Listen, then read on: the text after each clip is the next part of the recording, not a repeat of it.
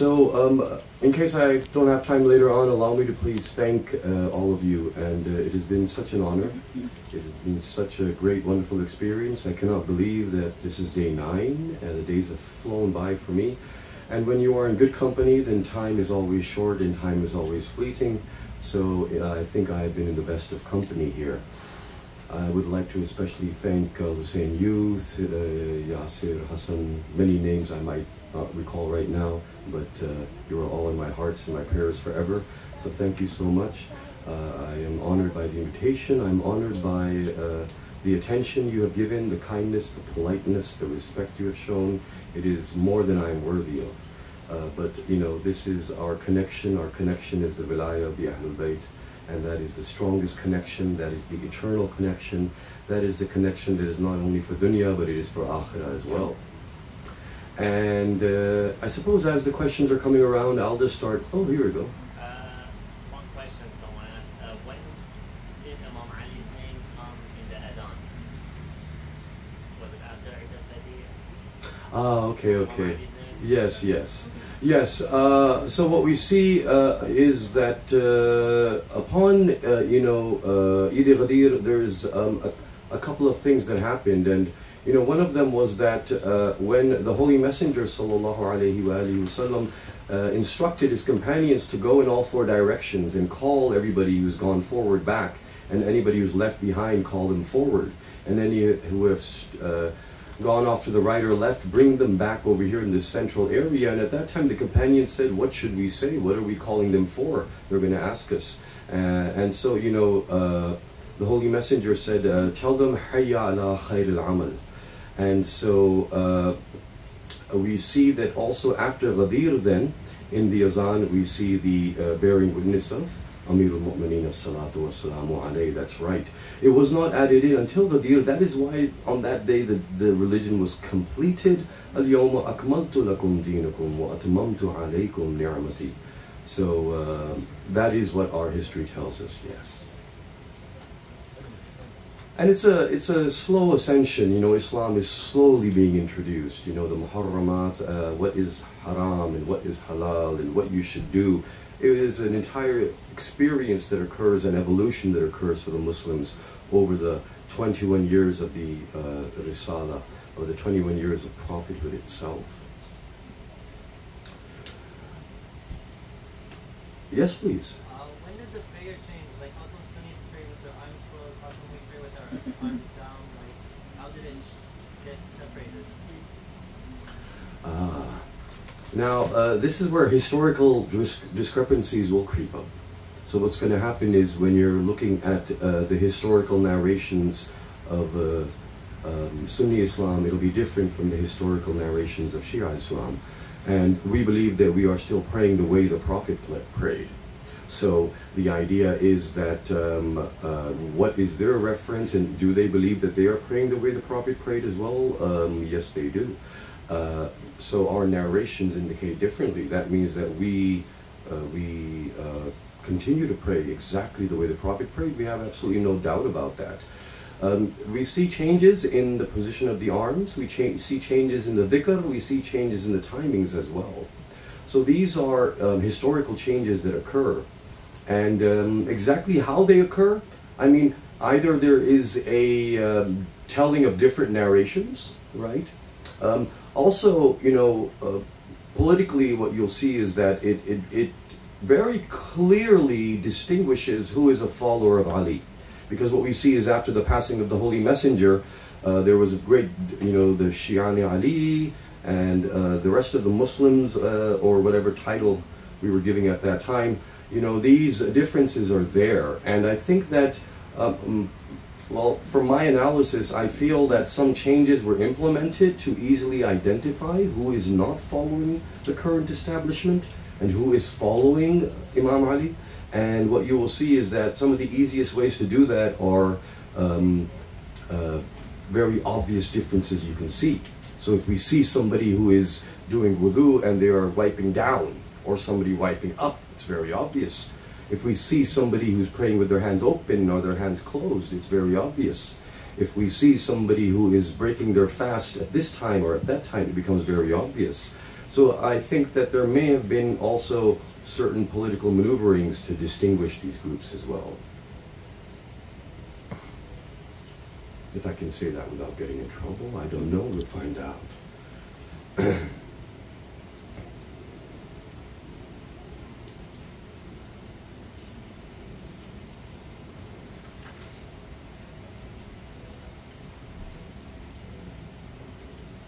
Okay, so a question here. What are you supposed to say when you are referring to yourself like you're, separating yourself from your body? Right.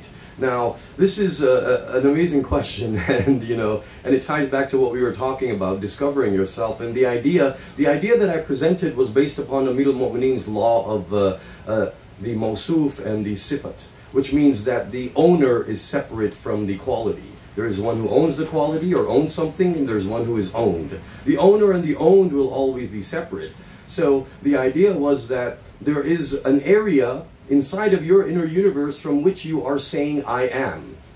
And from there you say, my body, my head, my hand. That entity which is saying, this is my body, my hand, that is you. That entity which is saying, my soul, my nafs, my qalb, that is you. The amazing thing about this you is that this you is able to identify its ownership. This you or this I is able to know, this is my body, this is my nafs, this is my soul. This I is able to know what you are feeling. This I is able to control everything. This I looks upon, by I mean the letter I. This I looks upon everything in your universe, your inner universe, except for yourself. That's the amazing thing about it. It is not able to, itself is the biggest mystery. The ana is the biggest mystery, I won't have time now, I need a few days for that, but Amir al-Mu'mineen says, ana dhatu dhawat, ana dhatu dhawati fi dhati lidhat, and that kind of explains a little bit of it, but I spent 10 days once trying to talk about that. And so the idea is that the real you inside is a metaphysical, mysterious entity. It is very difficult for you to know that, it is from Amr Rabbi. It is something that is very mysterious. So how do you refer to it? You don't refer to it, it refers to everything. How do you refer to it? You refer to it by saying I. The fact that you say I is referring to that entity within you, the true you, which is the essence of yourself, your that, your essence. I don't know if that answered the question, but there's always follow-up questions possible.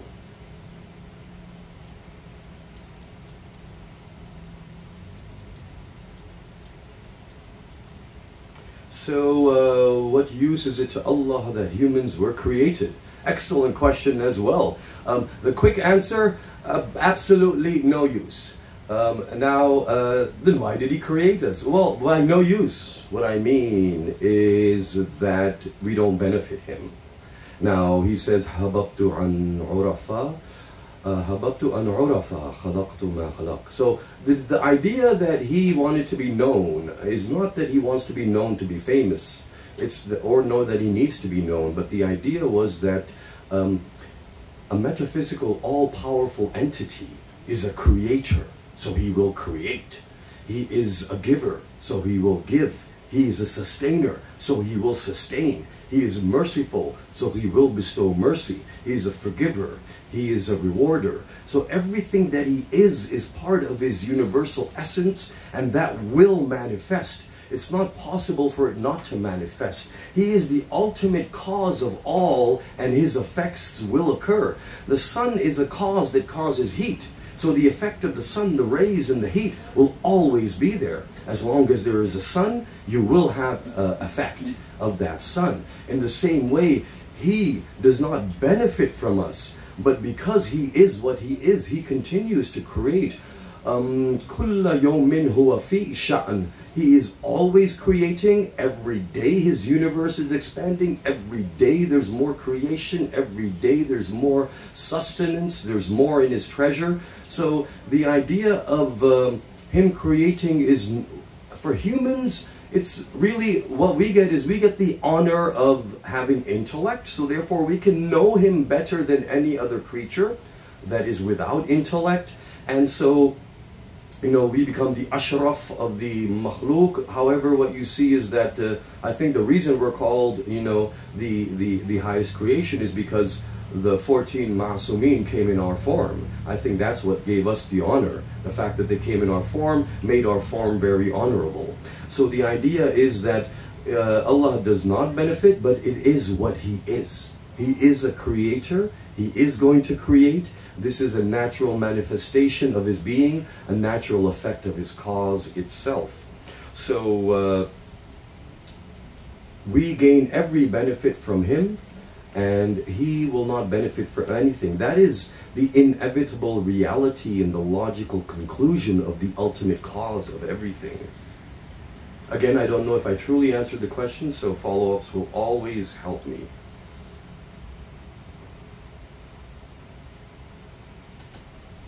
When did people start fasting on Ashura? This is a practice of the Bani Umayyah. It is not a practice of our maktab.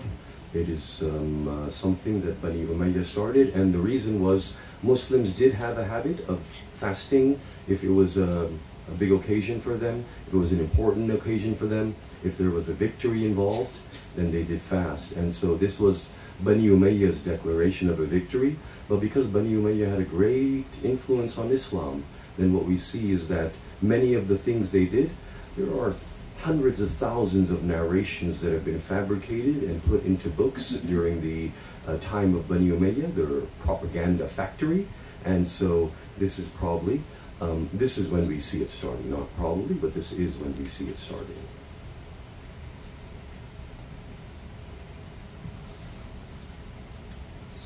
Feel free to just, you know, write on the pad, and you can just give me the page as it's completed. Yes, please. Yes.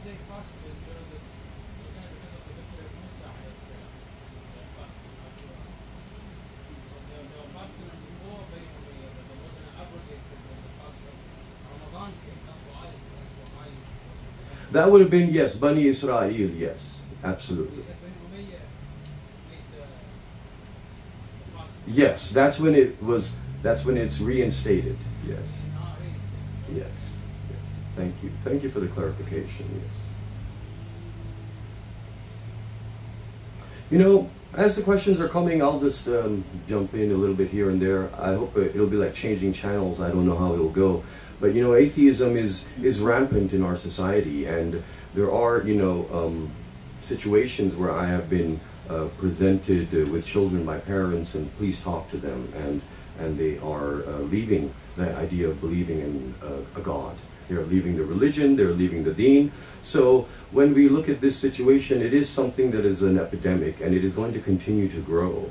You know, atheism itself means without theism, and theism is actually more applicable to the word religion than to the word God. When we say Deus, you know, when they say Deus, Roman Latin, they're talking about God. Theos usually is referring to any religious creed that is attached to a god or gods. The idea of atheism is really without religion.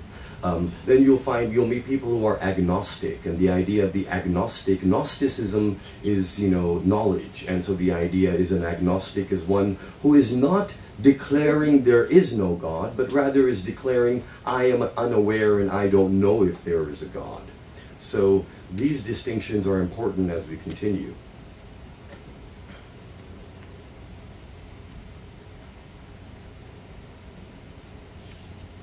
So, makruh to fast on days that are special in Islam, such as Eid.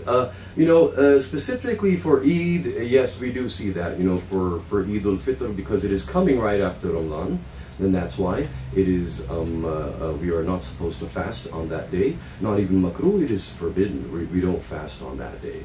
But other than that, a day being special is not a reason to not fast on Eid. But with Eid al-Fitr, we definitely avoid fasting on that day, yes. Otherwise, it's very good to fast, and you know, anybody who fasts the first 3 days of a month and the last 3 days of a month is like they've fasted the whole month. And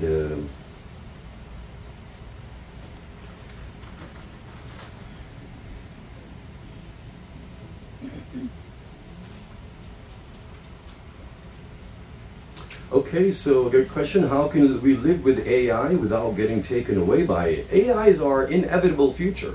AI is something that is going to continue to change our lives. AI is a great technology and a great advantage in our society, and it will revolutionize things. It will change the way jobs are, and as it becomes more and more a part of your life, you're already seeing it on your cell phones here and there. You're going to see it in your house. It's going to be a big part of it.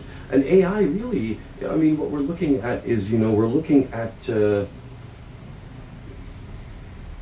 In a way, I was just talking to a young brother here as well about it, and the way he described it, he said something. He said that AI, it only knows what we've taught it, and it does not know anymore. And the angel said to Allah subhanahu wa ta'ala, وَمَا عَلَّمْنَا إِلَّا مَا عَلَّمْتَنَا. And we do not know anything but what you have taught us, So humans inevitably have made their own angels as well. But these angels don't worship us, nor are they intelligent, nor are they living, but rather they're little robotic creatures. And so the idea of AI and not getting carried away with it is basically like any technology. This is like any technology. Your cell phone changed your world, but it brought social media, that changed your world, and that came with good and bad. The computer before that came with good and bad. The television before that came with good and bad. Same thing with the radio, same thing with the cell phone. All of these are avenues of information, and AI is going to cause information to be processed so quickly, and it's going to be at your fingertips in such a fast and analytical way that it's going to completely make a lot of things a lot easier for you. But what do? You have to make sure that you are keeping in mind the good and the bad, and that means that you are using it to your advantage. Number one, use it in the way that you know is right, and not in the way that you know is wrong. And we all know what is right and wrong. If I watch TV, I know what's right, what's wrong on there, and that applies to anything. So when it comes to AI as well, the second thing is, with every technology, we lose some ability. So you have to keep those abilities up. When you have got a car, I would have thought there would be more herniated discs when people rode horses. Because when you're riding a horse, you're going up and down, you should have more herniated discs. There's more herniated discs now because of the car. So that tells you that, every technology, it did it to us. The chair. I mean, there was a time when not every human being always sat on a chair. The idea of a chair coming into a home was a big deal, because initially, historically, thousands of years ago, if you go back, the king had a chair, the king of the tribe. He sat on a high chair, everyone else sat on the floor. And then, in homes you went, there was only floor, and you slept on the floor. The idea of a chair, one day someone said, what, I want a chair in my house. It changed the way our health is, it changed our backs, and the strength of it, our core and the strength of it. With cars, we got weaker. With laundry machines and dishwashers, each one of these freed us up for something else, but made us weaker. AI will do the same thing. It's going to free you up for something else, but it will make you weaker in some way. And one of those ways will be your attention span. Another way will be your search for knowledge. It will be your patience, your sabr, your dedication, your attention span, your ability to stay focused on something for months and years. This you have to hold on to, so protect it. I have a hand in the back. One.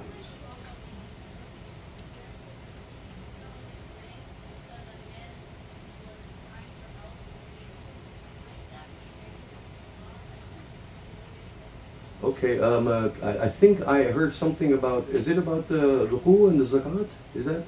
Because I didn't hear all of it. Yes. Yes? When he gave his ring, right?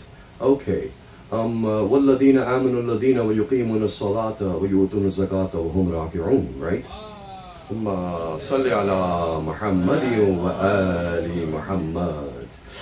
I would think yes. I would think if anybody does it, it will break their salat. But if the Quran is saying that this one is your wali, that means that there is an exception here. That means the prayer of Amirul Mu'mineen is different from the prayer of others. The concentration, the focus, and what he is doing is by the will of Allah subhanahu wa ta'ala. So therefore, we have to realize that, Amirul Mu'mineen is the one from whom an arrow is taken out from his heel when he is in sajda. So the idea is that We need to understand that when they are praying to teach us how to pray, and these beings are of a different stature and a different standard.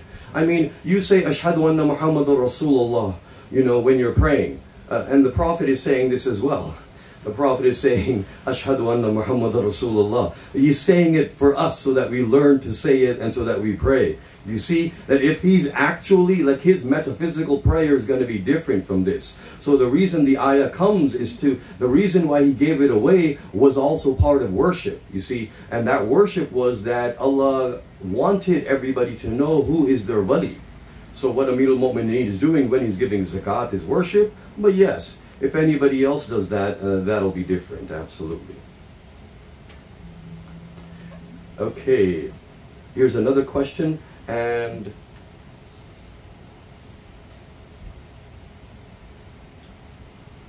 okay, excellent question. The idea of, so I had mentioned that salah should be the pillars of your day, and we should try and manage our day around this, and that does require a bit of flexibility. So a question from a sister is, how do we do that in this day and age? And you're absolutely right, it becomes very, very challenging. So what happens is, what we can do.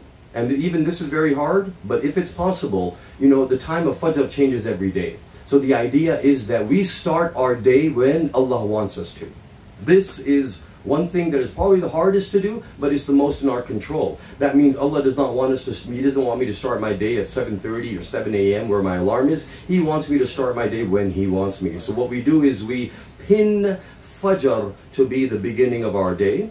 And it may be Isha or Tahajjud to be the end of the day. In between, we have flexibility. So we do have an extended time period where we're not able to due to work or studies or travel. And we have to pray not at, the Awwal time, but at a later time, before it is Qaza. That is absolutely possible. But even if we peg just Fajr as the beginning of our day, success is at our doorsteps.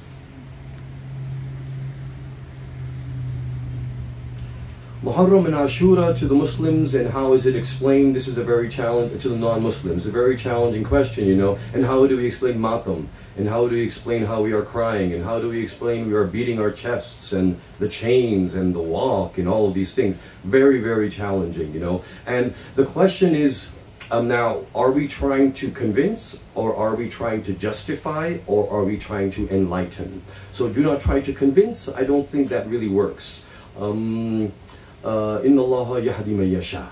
So He will guide whom He will. Do not try to justify. You do not need to defend yourself. What you need to do is explain the love that we have for the Holy Messenger and his family, that our religion is nothing but love, and that is the hadith, that what is your deen but love, and therefore our love for Allah is translated as our love for His Messenger and His Prophet. And when you truly love someone, the way the Shia love the Ahlul Bayt, this is an inevitable practice. We do not hide our tears, we do not hide our sadness. It is something that is part of our faith and part of our purification process. So therefore, when you're talking to them, they might ask you about a specific event. Why do you do this? Why do you do that? They might ask you, why is this happening? They will not understand. They will not understand any action. What you need to explain to them only is just the love. That is something that is a universal language. Focus on that. Once they have understood what true love really is, selfless love and dedication for another, then they will start to understand what you are saying.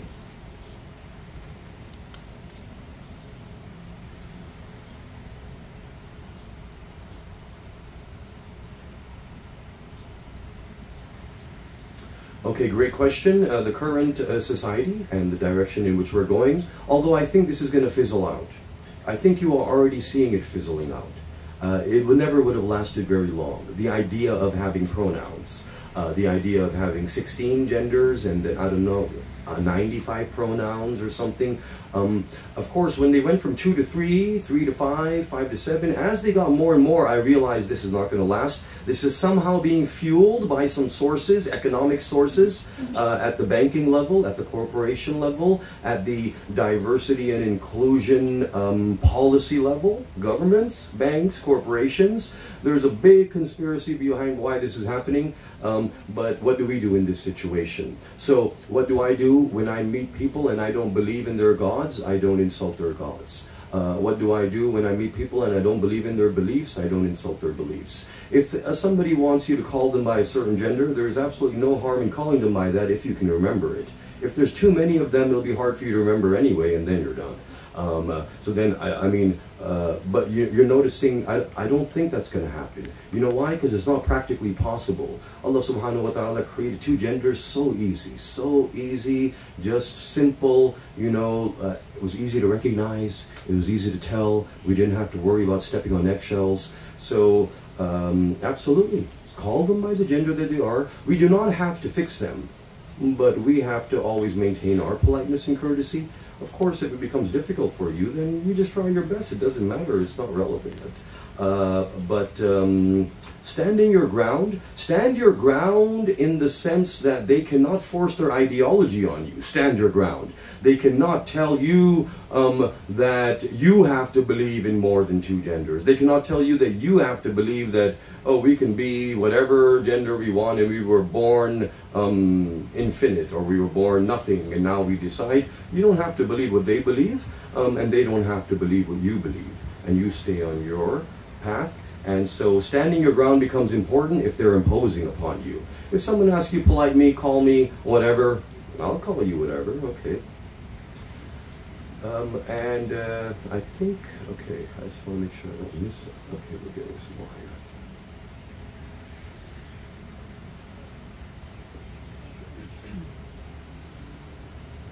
Okay, so should we, as Shias of Imam Ali, differentiate ourselves when in a majority Sunni environment? Okay, so we are often in situations where we might not be the majority, we are the minority. So in that situation, what should our attitude be? There's never any reason to distinguish yourself and say, I am this or I am that.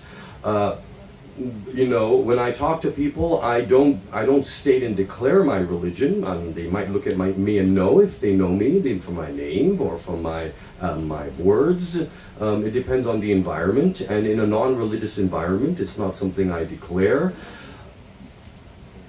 It becomes important for you to declare it when they are asking you to believe or say or practice something that is out of your faith and it is more in their faith. You know, in that situation, no, I don't. I mean, ittihad means, you know, blend, peace, unity. We are all followers of Allah. We are all brothers in humanity. We are all followers of the same prophet. We love the same prophet. Fair enough.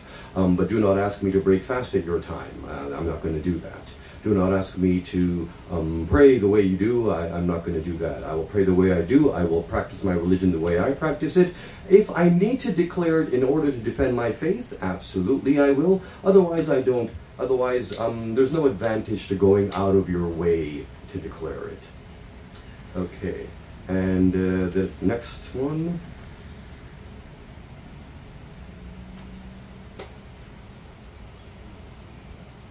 3 recommendations for books. Okay, so books recommendations. Wow. I'm happy to see that question. It means that we still love to read and we still read books, and whether it's digital or it's paper, reading is your strength. Reading is your inheritance. Knowledge is your inheritance. You are the followers to the door of knowledge. And so, you know, now, it depends on your age group as well, you know. So, I mean, I suppose if I talk from a maybe high school perspective, right in the middle, university on one side, middle school on the other side, Kamaluddin, Sheikh Saduq, definitely, that's one. That is all about the ghaiba and the zuhur of your imam. And Sheikh Saduq is one of the strongest names you're going to hear. So, Sheikh Saduq, Kamaluddin, 2 volumes. You are part of the Muntadhreen. It is definitely something that needs to be in your itinerary. And also, secondly, Kitab al-Tawheed as well, Sheikh Saduq. That is definitely a book in which you will find there is much about debates of our Masumin regarding Tawheed with different people of different faiths. Many different faiths and many debates. Kitab al-Tawheed is our strength. When you explain Allah to these people the way you know it and the way Kitab al-Tawheed knows it, no one has known it like that. You know, I remember what we have from our maktab is unique. One time I was speaking with Christians, I think, or it was mixed, Muslims and Christians, and I was talking about life and death. And some of the Christians who were practicing ones came up to me afterwards and they said, "We've never heard anything like this about life and death, and where did you learn this from?" And I said, come to the maktab of the Ahlul Bayt. They will tell you what is life, they will tell you what is death. And so the third book that I would recommend, Tijani al-Samawi, he has written 4 books. If you read any of Dr. Tijani al-Samawi's books, he's a convert from very strict Wahhabism to Shiaism, and an amazing convert, and he has a lot of debates as well, and there are a lot of points in there for you to defend your faith.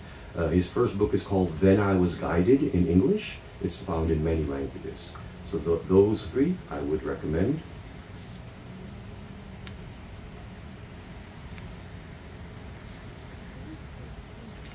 Okay, I think I'm running out of time now. I've definitely gone over time. Am I in trouble yet, or Good. we're still good? Okay, well, I'll try and be brief. Okay, good question. How can we stop our kids from playing computer games? Talking to one who myself, I still have a computer in my room with a gaming card inside and Steam installed and games that I never play. But it is something that's there that I look forward to maybe one day. I don't know when it'll happen because I never have time. I get time once a year, I think.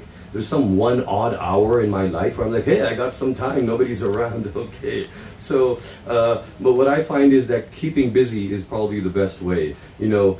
So number 1, we need children to realize that computer games are not life, they are a break from life. Your life needs to take more of your time than computer games. Number 2, computer games are not real. This life is real. Number 3, always, if you're going to play a game, use it as a break to freshen your mind so you can get back to work. That is important. And you have to limit it. We must limit it. You know, how about a rule? You can play on your computer for as long as you are on the prayer mat. How's that? So if you spend 17 minutes on the prayer mat, then that's 17 minutes of computer game time for you. It needs to be limited to not more than, you know, 30 to 60 minutes. Beyond that is ridiculous. Beyond that is a waste of time. And so we have to keep them busy with physical activities. We have to encourage them to read. You know, sometimes, and with my kids, that's what I do. You know, I got 4 of them, and I find that the only way to get them off the screen is to just take the screen away. And so it's not nice, but we limit it. Limit how much time you're going to give them a device. That is the best way. Once they have the habit, then you can start to discipline them while they have the device as well. Yes, dear brother.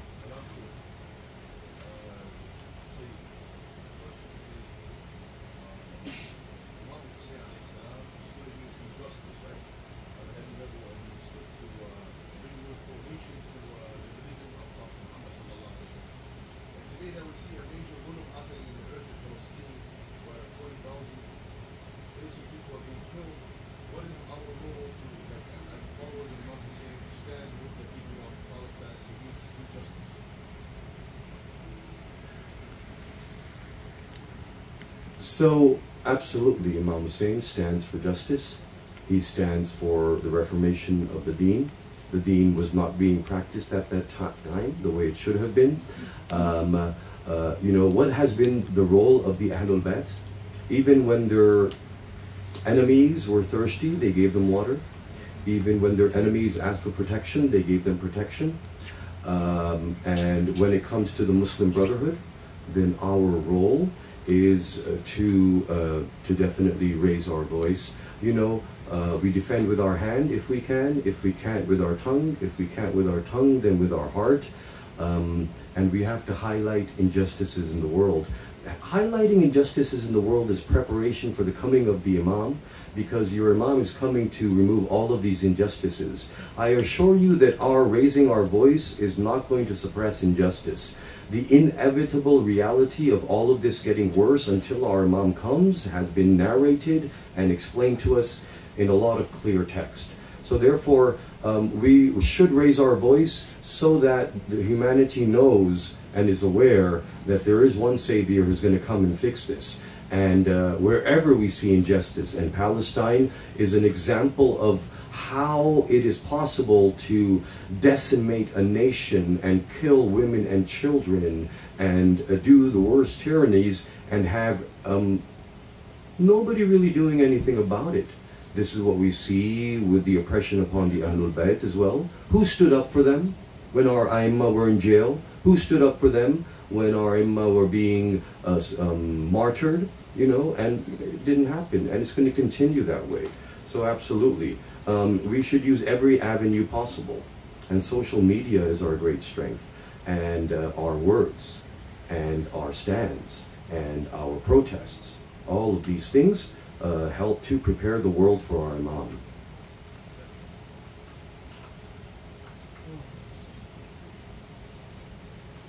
Okay, follow-up question, I love it. 3:32 a.m. Fajr, what do we do? You know, I was in Edmonton around Ghadir time, and it was ridiculous. Even my phone didn't know what to do. It would start Maghrib like an hour early, and I'm looking at the daylight, and even my GPS couldn't comprehend Maghrib at 10:32, you know. So you're absolutely right. What that means is that there's going to be great difficulty with how do we sleep between 10 and 3.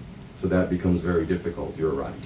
And in these days, you know, in these months where Fajr is very early, so then, you know, we sleep, it's not recommended to sleep after Fajr, but when we have to wake up at 3:30, then, you know, He is merciful. So in these days it will be hard to do, you're right. We might wake up at Fajr and then we might fall asleep again. But as we approach the longer nights and the shorter days, then it becomes more implementable. That means flexibility. But you're still being flexible. You see, the idea is that you are pinning your routine around Allah's will and you're being flexible for His sake. So then He will inspire you, He will help you, He will enlighten you. So only as much as we possibly can. It's 8:28, I don't know. I have some more. Okay, you can just give me a sign.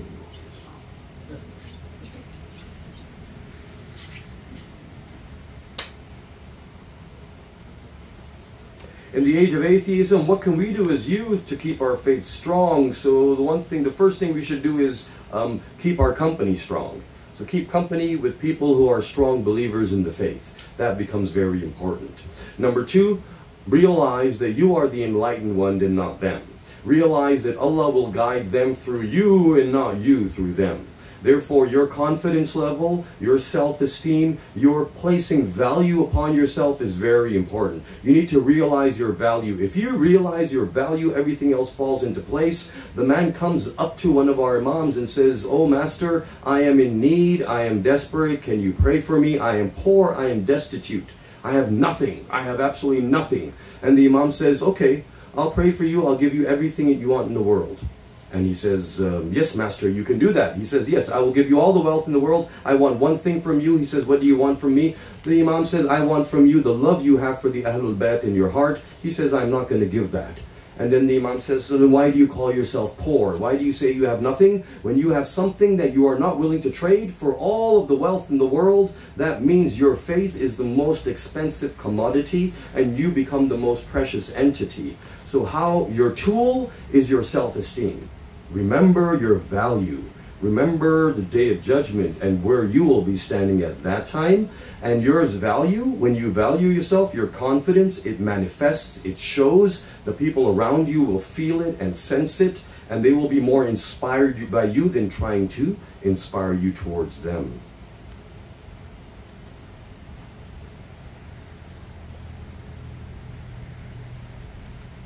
Okay.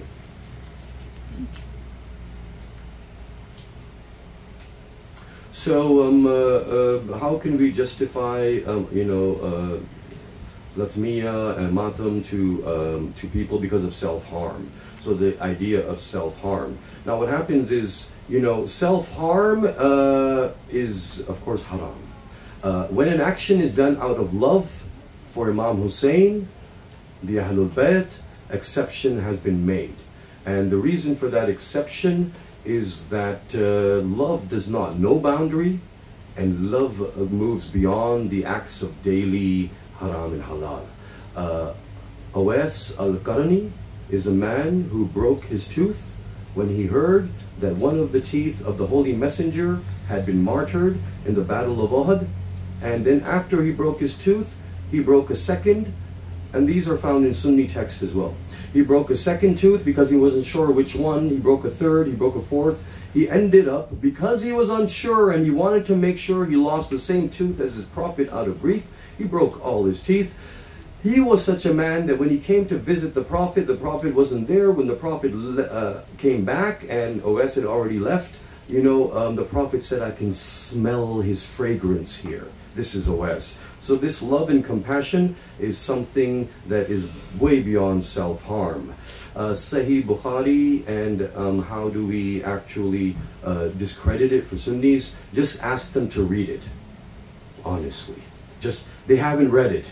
If they read it, there's so many insulting terms for the Prophet in that, so many insulting terms for the Prophet's family. We can talk about specifics if you want later, but you just have to open a few of the babs in there that have to do with some of women's things and some of the other things involving in the home. You will see it doesn't make any sense how they can insult the Prophet like that. Okay, so there are some narrations about, you know, names like Umar or Abu Bakr appearing in the families of the Aimma, and there's many occasions like that. In some circumstances, they weren't children, but rather they were living there. There was an adoption, but it was like they were taking care of them. If there is such a name, then it's important to remember that the name is before the character, and that means that the character is someone else and the name is someone else. And some of these names were found before these historical characters were present, and those names were not bad things. So we generally don't use many names when we name our children for that reason, because we historically, we are very influenced by that history, and that's fine.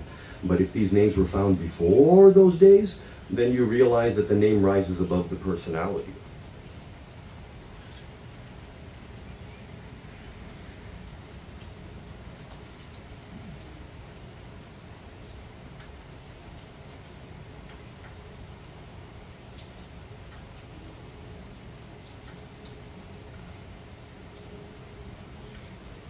So is it okay to recite verses from the Quran during Latmiya? The Quran itself is okay to recite at any time. When we recite the Quran, we don't make any changes to the verses. But if there is a sentence that is similar to something in the Quran, but we're not saying it is the Quran, then our intention is different. It just happens to be that the words are similar or matching, but we are not. As long as we don't have the intention of trying to change the Quran, that is fine. Okay, so I am seeing, I was so happy to see so many questions, you know, and unfortunately, we will pause over here. Okay. Should I stop? No. Okay. So thank you, and I pray to Allah subhanahu wa ta'ala.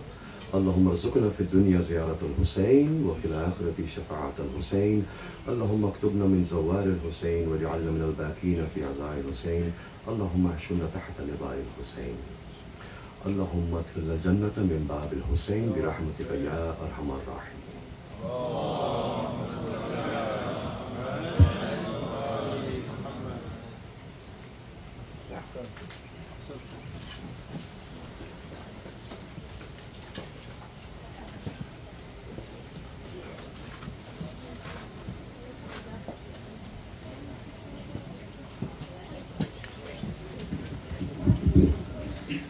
Just a quick announcement as people are leaving. We a message from the sisters that the art auction has been postponed to tomorrow and through the duration of the entire program.